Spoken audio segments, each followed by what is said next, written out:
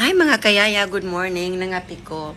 Kanya, nag-viral naman gid akong video no, katong dito mi sa Kawasan gahapon. Ni reklamo mi sa sobrang kamahal. Unya, kanang kabalo man pud sila nga ni reklamo mi dito sa katong nagbayad mi 50 o dito sa nagbayad mi og guide.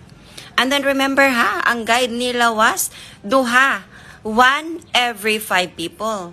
Nya kung kadaghan na kanian ha sa badyan mag-guide pag bagyo di ay ka nga 100 times naman ko nagbalik-balik di.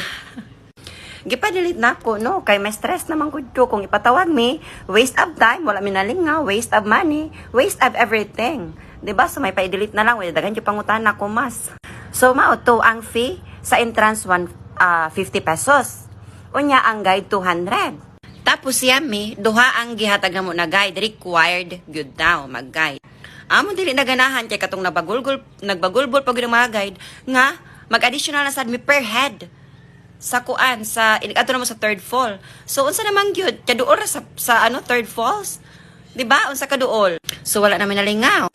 Pag ato na mo sa water tubing amo makauban diha man mao gidalamin nila. Ang ilahang water tubing sa una daw wala pay 1 month, imagine wala pay 1 month, 100 pesos mao gidalamin nila. Sa katong kami nakagahapon was 300 pesos per head. Sa amo atag sa mi 300. Wasa ka mahal? Dollar. Mao na nga nireklamo mi pag uli na mo adjud mi nalingaw 0 star among gihata. Nireklamo mi sa katong nagbayad mi entrance fee o dito sa nagbayad mi og guide. Nagreklamo mi giayos daw nila. Pero para nako dili enough no. Kay basin kami ra sad jud ay ilahang istoryahan niya. Gi okay-okayhan rami, gisori-sorihan rami. Tapos pagkagabi kay dito mi sa bar. Naay nakakita sa video mga Tagalog. Ang gisingil daw sa ilahawas 350 pesos per head sa water tubing nga sa amo 300 ra.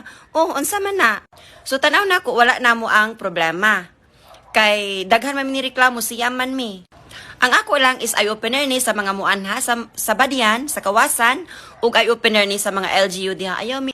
So kani siya no eye opener jud ni. Kanang ayo ninyo masyado pamahali oy kay in town pandemic ta karon nagalisod mi tanan, nagalisod ta. Social climber man gani ko dire. Ug kani pa na pa additional no. Nagdala man mi life jacket kay naa man mi life jacket. Gignan bitaw mi sa usa ka laki didto nga next time mamahin daw og life jacket. Unsa to iyang but pasabot nga dili mi magdala life jacket kay wala na sila makwartaan na. So kung naa di tay life jacket dili ta makadala. Ana na lang. Pero sa bagay inyo ha man adeha so wala mi mahimo.